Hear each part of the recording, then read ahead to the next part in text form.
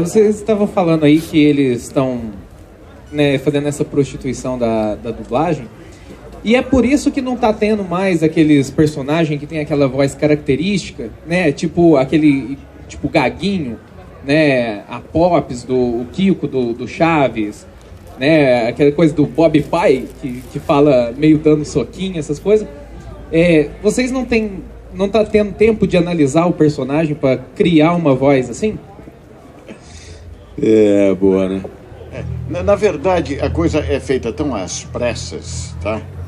Que eu nem sei como é que a gente consegue fazer dublagem hoje em dia. Da forma corrida que é feita. Às vezes você está escalado 1 hora para fazer 40 anéis, 40 cenas. Só que as cenas são desse tamanho. São de 6, 7, 8 linhas cada uma e o cara falando ali, você tendo que sincronizar. Isso é trabalho para pelo menos 2 horas e meia. Como o trato feito que você faz, não é isso? Mas o trato feito, meu personagem fala pouco. Alguém já viu o Trato Feito? Já. Então, eu sou o vô lá, Ele chama Richard, viu? Teve um episódio que o cara chamou ele de Richard, então eu descobri que ele chama Richard, porque no roteiro vem escrito velho. Velho é a mãe. Ah.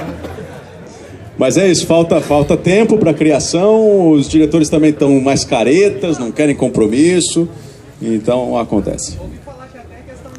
Conceito também, né? Por exemplo, a Pops do Chaves, ela era fanha, né? E isso às vezes acarretava algum tipo de bullying para quem era fanho também, né? Essas coisas. Isso procede?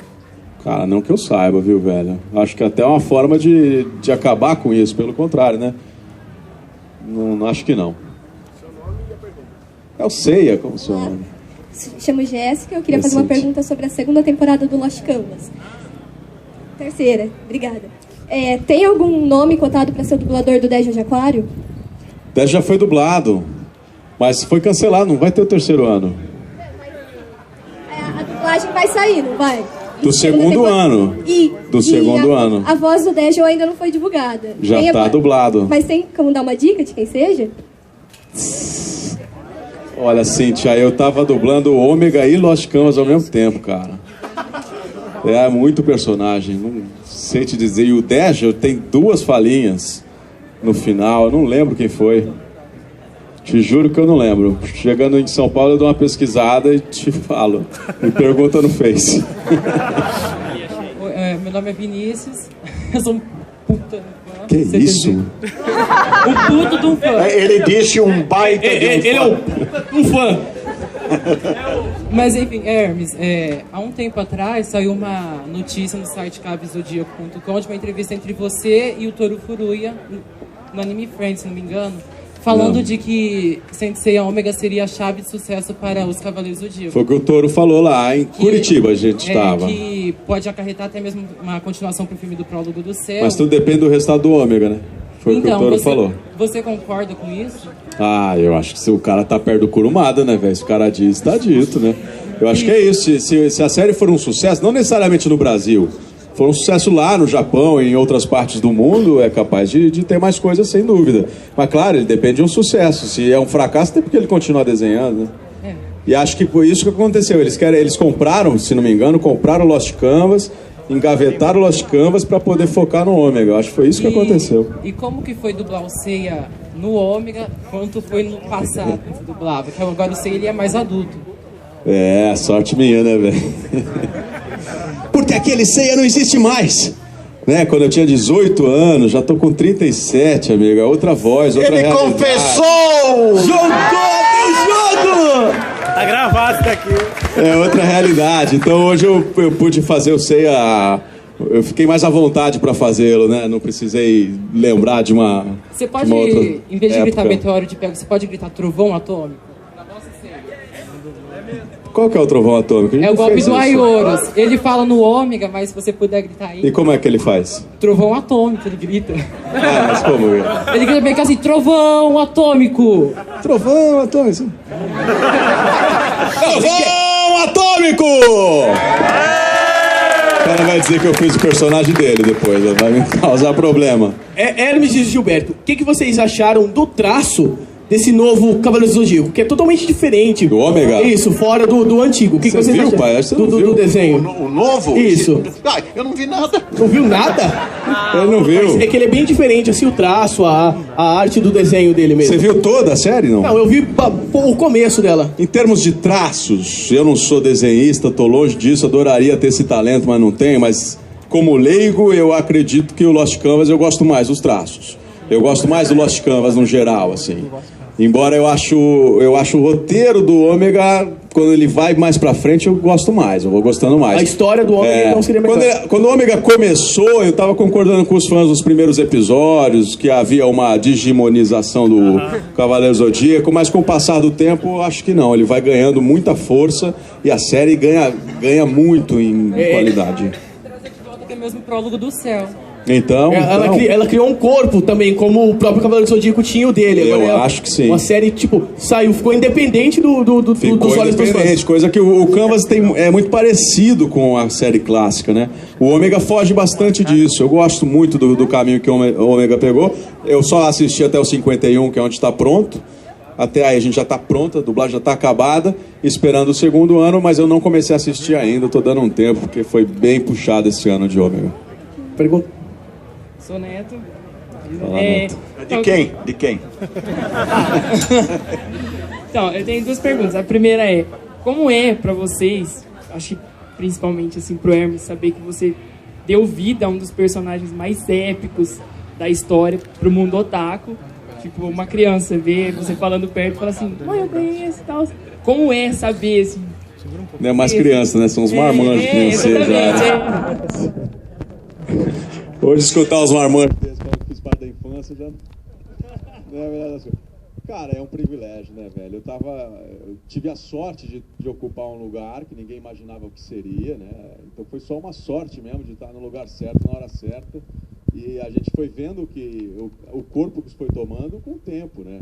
Jamais diríamos que 20 anos depois a gente ainda estaria aqui falando disso, ainda estaríamos dublando esses personagens, né? 20 anos depois... É uma coisa rara na dublagem. Acho que acontece com o Drummond fazendo o Scooby-Doo. E acho que só, não sei de outro personagem que tem essa longevidade. Então é um grande privilégio, cara. Conhecer o país inteiro, poder ter contato com os fãs, coisa que o dublador nunca teve. O dublador sempre foi anônimo e gostava disso, né? Então, para mim, é um grande privilégio poder participar desse tipo de convenção, olhar na cara de cada um, falar sobre isso, escutar as críticas, escutar os elogios e tal, e poder fazer esse tete-a-tete, tirar foto, escutar as histórias que a gente escuta, cara. O fulano que só ele tinha TV no bairro e cobrava ingresso para os amiguinhos assistir. Tem história no Brasil inteiro. Cada lugar que a gente chega tem uma história sobre a série e como isso marcou a infância de tanta gente. Então, pra mim é um grande privilégio ter participado disso. Só mais uma pergunta. Eu li, quando começou a dublagem do Ômega, eu tava procurando nos sites, e eu não lembro o site mais ou menos, mas dizia que os produtores japoneses não queriam que o Hermes e a dublagem original fizesse os personagens na Ômega. Você sabe dizer o porquê que eles não queriam? No Ômega? Tem uma reportagem que diz principalmente sobre o Hermes, que eles não queriam que o Hermes fizesse o Seiya de Pégaso no caso de Sagitário, né? Cara, não, nunca li isso, não. Nunca li isso, mas esse, na verdade, foi a nossa grande força na hora de ganhar a série, né? Porque eu pude brigar contra coisas que eu não queria fazer. Contratos de liberação de direitos que somos obrigados a assinar, contratos absurdos. Então ele veio com esse contrato, eu falei, não vou fazer. Com esse contrato eu não faço, seja em qual for o estúdio. Se eu tiver que assinar esse contrato ilegal que tem aí, eu não assino. Então foi uma força, na verdade. A Toei teve lá na do Brasil, em São Paulo, foi toda a equipe. E é molecada também, são uns carinha de 30 anos de idade, fã da série e tal. Tirou foto comigo, foi muito legal. Não li sobre isso, mas se aconteceu foi passageiro. E agora é tarde, mano. Hermes, como é fazer um personagem tão amado e ao mesmo tempo tão odiado? Não morre, cara, é Santa Ceia. Se morrer, morre a série junto. Eu só queria lembrar que essa molecadinha só existe porque existe o Saga.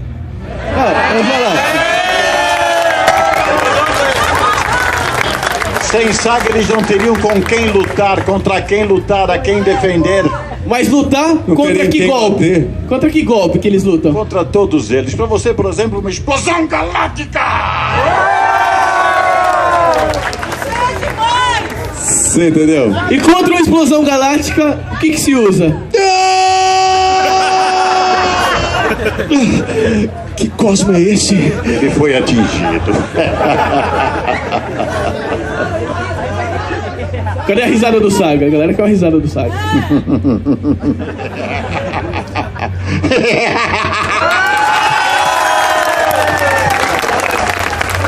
Não é fácil, cara. Meu pai é vilão desde o Jaspion, desde o Dokusai, não é isso? Não, já é Jiraiya Dokusai. Eu sempre fui vilão pra você, meu filho. Como é fazer vilão? Como é o prazer? O prazer de fazer vilão? É só ser mau, ser cruel. Querer destruir, querer matar. Na vida real, você também gosta de destruir as coisas? Depende. Depende. Tudo bem, vou deixar no depende só. Boa tarde, sou Boa. o Jorge. Eu sou muito fã seu, Hermes. Valeu. E eu tenho uma pergunta para cada um, no caso. Bem pessoal, sobre o sentimento seu. Não sei se você se recorda quando você fez a dublagem do Seiya no filme da Lenda dos Defensores de Atena, na parte que você cai pelo Atlas e levanta para acender com a armadura de Sagitário. Até que você diz mais ou menos assim: queime, cosmo, me leve-se até o infinito. E eu acho muito perfeito saber como você se sentiu nesse momento. Ah, cara, é sempre muito bom fazer esse renascimento, né? Várias cenas dos Cavaleiros foram marcantes pra mim nesse sentido. A cena do Elísios, dele com a Saori, ele lembrando da irmã, a cena que ele meio que morre, que tanto vocês tanto queriam. São sempre muito, muito importantes. Elevar Cosmo é sempre muito legal. Gilberto, deixa eu te perguntar. Já elevou o Cosmo, pai? No caso, no mesmo filme, vocês lutam um contra o outro, tipo Saga e Seiya, nesse filme do Abel também. Uhum. E como que é? A gente faz separado, né, cara? A gente lá não faz junto. Você vai, faz num dia, o outro vai, faz no outro dia. Você não tem mais essa relação, né? A gente não contracena mais como antigamente, né? Né, Baroli? Não. É isso aí, quer dizer, eu fico gritando explosão galáctica, aí uma hora depois ele entra no estúdio e fica gritando me dê sua força, pega azul. Deixa eu falar um sentimento meu, a voz de vocês marcaram minha vida. Valeu, garoto. Ainda bem que você não tem cabelo branco. Ó, o Chapolin falou pra perguntar o porquê que tira pra policial, em vez de falar polícia. Qual que é o termo que vocês... Eu acho que isso nasceu antigamente por causa de cop. Botar polícia em cop não cabe, se tiver em sync, em on e tal. Acho que deve ter sido isso, né? Da tua época isso aí, pai. A crítica é por você. Não existe uma lógica para isso, que inclusive dentro da história da semântica brasileira não existe uma explicação de por que chegou a isso, tá? A gente sabe que no inglês cop é cop, porque os guardas usavam aquele uniforme com botões de cobre, copper. Então cop é desses botões. Sabiam dessa? Cobre. Nem eu. Agora, em português eu não encontrei, não sei porquê. Mas o tira, ele é utilizado, se não me engano, pela PM para falar do civil ou vice-versa. É um termo dentro da polícia mesmo. Mas não é generalizado, de fato. Como... Isso parece que teve uma época que teve um bandido famoso, né? E ele destruía tudo quanto era policial, e o bandido botava algema nele e ele gritava: tira! Entendeu? Daí nasceu a história, maluco. Aí, conseguiu. Meu nome é Mariana. Eu tô até emocionada de ver vocês aqui, porque eu sou uma grande fã. Eu defendo muito a dublagem brasileira, porque eu acho que é a melhor que existe no mundo, na minha opinião. E a voz de vocês é muito marcante, porque não marca só Santin Seiya, mas marca diversas coisas, documentários, né? A sua mesmo, toda vez que eu vejo aquele documentário no NetGeo, daquele cara com cabelo doido, Alienígenas do passado. Exatamente. Já viram isso? É bonito, maravilhoso. Eu não acho que a Atlântida afundou. Eu acho que a Atlântida decolou. E eu queria fazer duas perguntas. A primeira é, qual que é a sensação de pai e filho? Eu sei que vocês fizeram poucas dublagens juntos, mas Qual que é a sensação de pai e filho dublar junto, fazer o mesmo trabalho? Quando eu era criança, eu fui dirigido pelo meu pai diversas vezes, né? Quer dizer como você me ensinou a fazer reação? Porque criança não sabe rir, chorar, reagir. Em desenho, esses tokusatsu tinha muita reação de que nem os desenhos também tem, né? Aí eu não sabia fazer reação. Eu entrei no estúdio. Aí ele falava, gravando. Eu tô lá. Aí eu fazia reação. E ele aprendeu, nunca mais esqueceu. Verdade, tomei um susto, não deve ter feito barulho no estúdio, não deve ter servido a gravação. Mas foi muito tempo, assim, de... É sempre muito bacana trabalhar com a família toda, né? Minha família toda faz dublagem, meu pai, 2 irmãs, minha mãe, só meu irmão... Não, o William não. Só meu irmão que foi ganhar dinheiro. O resto tudo faz dublagem. A sua mãe já trabalhou no sítio do Pica-Pau Amarelo também, Minha mãe é a segunda Emília da televisão brasileira, do sítio do Pica-Pau da Bandeirantes em 69, se não me engano. Isso, a primeira foi Lúcia Lambertini. Exato, e depois a minha mãe fez. O legal da dublagem é isso, são as dinastias familiares, eu falo, né? São várias dinastias Minha mãe familiares. faz a Medeia do Ômega agora. E atenção, gente. Anos de terapia. Está no ar Stan, o cão blogueiro. E a segunda pergunta que eu E tenho... a minha neta, Bruna Quinto, faz um dos personagens. A Bruna tá com 9 anos. E o Gustavo, que tá com 8, também tá fazendo. Entendeu? Uma máfia. Já não é mais dinastia, é máfia. É máfia. Agora, desculpe interrompê-la. Eu detestaria te Imagina que é interromper. isso. A minha segunda pergunta é um pouco polêmica. O que acontece? Normalmente, na dublagem brasileira, está acontecendo muito isso. Eles pegarem pessoas que não têm DRT, não têm curso de ator, não tem nada. Só pelo fato de ser apresentador, de ser, às vezes, uma pessoa famosa, ela dublar. O que vocês, como dubladores que estudaram muito, tiveram que ter o certificado nacional de dublagem, lutaram para poder estar onde você está? O que vocês acham a respeito disso? Olha, na realidade, esse não é bem um problema a ser enfrentado por nós. É um problema a ser enfrentado pelos nossos sindicatos.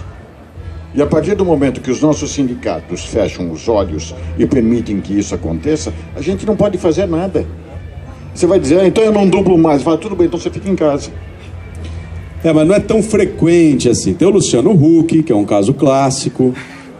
Mas normalmente são atores os convidados para dublar, mesmo que seja o Supla. O Supla é ator, ele tem registro profissional de ator. No caso do Luciano Huck, é exercício legal da profissão. Nossa sorte é que não é medicina, né?